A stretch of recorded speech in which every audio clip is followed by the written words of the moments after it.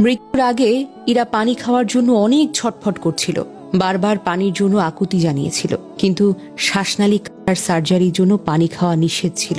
সাংবাদিককে আফসোস করে বলছিল ইরার চাচা, ওর পরিবারের আফসোসে বুকটা ফেটে যায়। শেষ মুহূর্তে মেয়েটিকে পানি খাওয়াতে পারেনি কেউ। ওর চাচা দাবি করে যে পাষাণ লোকটি এত কষ্ট দিয়ে ইরাকে মেরেছে, পানি পর্যন্ত খেতে পারেনি, তার যেন ফাঁসি হয়। জানা যায় কুমিরায় দাদার বাড়িতে ইরার জন্ম, কিন্তু ওই ভিটেতে জায়গা স্বল্পতার কারণে ভাড়া বাড়িতে থাকতো ইরারা। বেশি দূরে নয়, কাছাকাছি, হেঁটেই আসা যাওয়া করা যায়। পেশায় ইরার বাবা একজন রিকশা চালক। জন্ম ভিটা হওয়ায় দাদুর বাড়ির প্রতি টান থেকেই প্রায় সে দাদুর বাড়িতে ছুটে আসতো। রবিবার সকাল 9টায় সে দাদুর বাসায় যাওয়ার বায়না ধরলে ওর মা নিষেধ করে। ছোট আর একটা বোন ছিল, তাকে কোলে নিয়ে খেলতে বলে, কিন্তু ইরা দাদু বাড়ি থেকে ফিরে এসে বোনকে কোলে নিয়ে খেলবে বলে বের হয়ে যায়। ইরার মা জানে মেয়ে তো দাদুর বাড়িতেই আছে, কিন্তু দুপুর 2টার দিকে ইরার স্বজনেরা ফেসবুকের মাধ্যমে ইকো পার্কে ইরার গলা ছবি দেখে চিনতে পারে এটাই তাদের মেয়ে ইরা। খুনিকে জানেন? খুনি হলো ইরাদের মতোই পাশের ঘরের ভাড়াটিয়া, যার সাথে ইরাদের পরিবারের প্রায়শই তর্ক বিতর্ক ঝগড়াঝাটি হতো।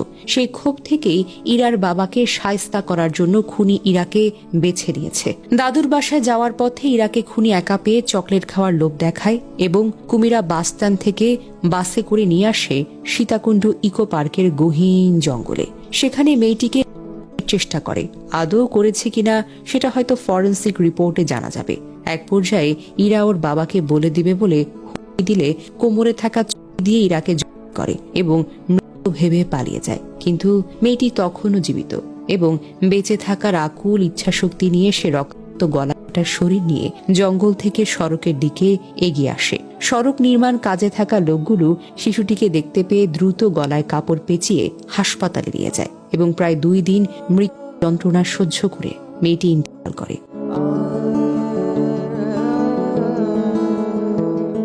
শুধু গলার ক্ষতই শিশুটিকে কাবু করেনি। ডাক্তার জানায় অভ্যন্তরীণ অংশে আঘাতের মাত্রা ছিল অনেক বেশি। শরীরের বিভিন্ন জায়গায় কাট ছেঁড়া আঘাতের চিহ্ন ছিল।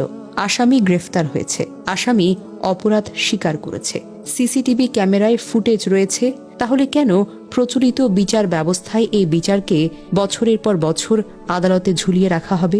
এরপর হয়তো যাবজ্জীবন কিংবা মৃত্যুদণ্ডের রায় হবে, কিন্তু কন্ডেম সেলে এই আসামি যুগের পর যুগ এই রাষ্ট্রের দেওয়া টাকায় 3 বেলা খাবে পড়বে, অতঃপর কোনো একদিন ছাড়াও পেতে পারে। আচ্ছা, কেন এই আসামিকে আজকে কিংবা 1 সপ্তাহের মধ্যে ফাঁসিতে ঝুলানো হবে না? কেন একজন আসামিকে কঠিন শাস্তি দেওয়ার মাধ্যমে 20 কোটি মানুষ তথা অপরাধীদেরকে সতর্ক করা হবে না?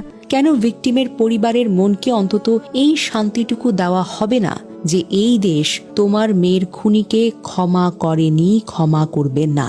যে পুলিশ ভাইরা এত কষ্ট করে আসামিকে ধরে তাদের দায়িত্ব তো এখানেই শেষ, কিন্তু যেই বিচারকেরা বছরের পর বছর আসামিকে প্রাপ্য সাজাটুকু দেয় না, যে উকিল এসব অপরাধীর পক্ষে জেনে শুনে লড়াই করে, সেই বিচারক ক্ষমতার অপব্যবহার করে কম সাজা কিংবা তাদেরকে ছেড়ে দেয়। যেই চেয়ারম্যান মেম্বার প্রভাবশালীরা কে বাঁচাতে লবিং করে, মীমাংসা সমঝোতা করানোর চেষ্টা করে, এদের কি পরিবারে মা বোন কন্যা নেই? কোন পরিবারটা পৃথিবীতে রয়েছে নারী ছাড়া? এই সমস্ত মানুষগুলোর বুক কি কাঁপে না? এই বিচার ব্যবস্থা বদলানোর ইচ্ছে হয় না? একটা গ্রামে যখন আপনি একটি অপরাধ চোখের সামনে হতে দেখেও চুপ থাকবেন, প্রাপ্য বিচার করবেন না, তখন ওই গ্রামে আরেকটা অপরাধ ঘটবেই, তারপর আরেকটা, আর একদিন ওই বিচারকের পরিবারের সাথে ঘটে যাবে ভয়াবহ কোনো অবিচার। আর ঠিক এভাবেই গ্রাম থেকে জেলা, জেলা থেকে শহর, শহর থেকে বিভাগ, বিভাগ থেকে পুরো রাষ্ট্রই আজ অপরাধীদের জন্য অভয়ারণ্য, শুধুমাত্র ভঙ্গুর বিচার ব্যবস্থার জন্য।